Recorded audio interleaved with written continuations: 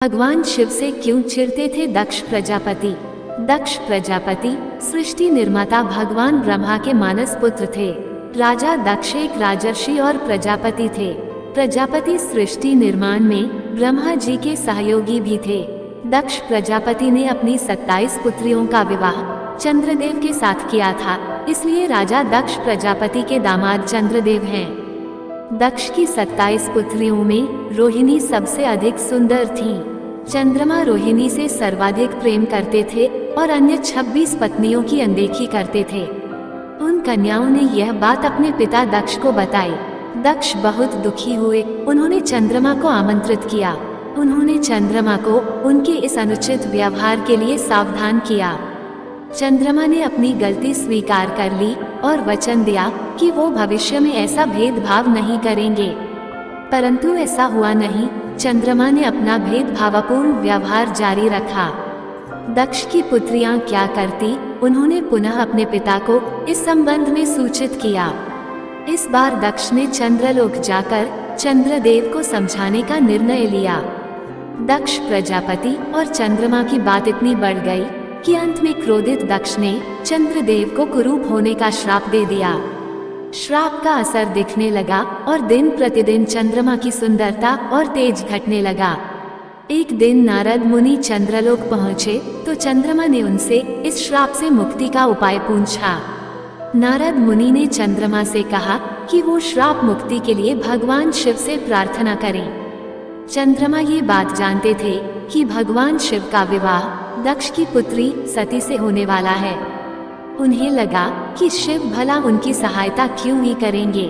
नारद मुनि चतुर तो थे ही। उन्होंने उपाय बताया कि पहले शिव जी से कहना कि आप मेरी रक्षा करने का वचन दें। जब शिव हाँ कर दे तो दक्ष के श्राप की बात बताना। शिव अपने वचन की रक्षा करते हुए तुम्हारा कल्याण अवश्य करेंगे। नारद मुनि के कहे अनुसार चंद्रदेव ने वैसा ही किया और शिव ने उन्हें श्राप मुक्त किया। कुछ दिन बाद नारद घूमते हुए दक्ष के दरबार में पहुंचे और उन्होंने चंद्रमा की श्राप मुक्ति के बारे में उन्हें बताया। दक्ष को बड़ा क्रोध आया कि उनके श्राप को किसने विफल कर दिया। नारद जी से ये बात जानकर दक्ष शिव से युद्ध करने कैलाश पर्वत पहुंच गए। शिव और दक्ष का युद्ध होने लगा। इस युद्ध को रोकने के लिए ब्रह्मा और भगवान विष्णु वहां पहुंचे। ब्रह्मा जी ने चंद्रमा के शरीर से एक नए चंद्रमा की उत्पत्ति कर दी। भगवान विष्णु ने कहा कि दक्ष के श्राप अनुसार पहले चंद्रमा की सुंदरता कुछ दिन घटेगी और कुछ दिन बढ़ेगी। साथ ही चंद्रमा को अपनी पत्नियों से समानता का व्यवहार करना होगा। शिव जी से प्राप्त वरदान अनुसार दूसरे चंद्रमा को शिव के साथ रहना होगा। ये प्रकरण तो समाप्त हुआ, पर दक्ष ने मन ही मन निर्णय ले लिया कि वो सती का विवाह शिव से नहीं करेंगे। चूंकि दक्ष सती का विवाह शिव से न करने का निश्चय कर चुके थे, अतः उन्होंने सती का स्वयंवर करने का निर्णय लिया।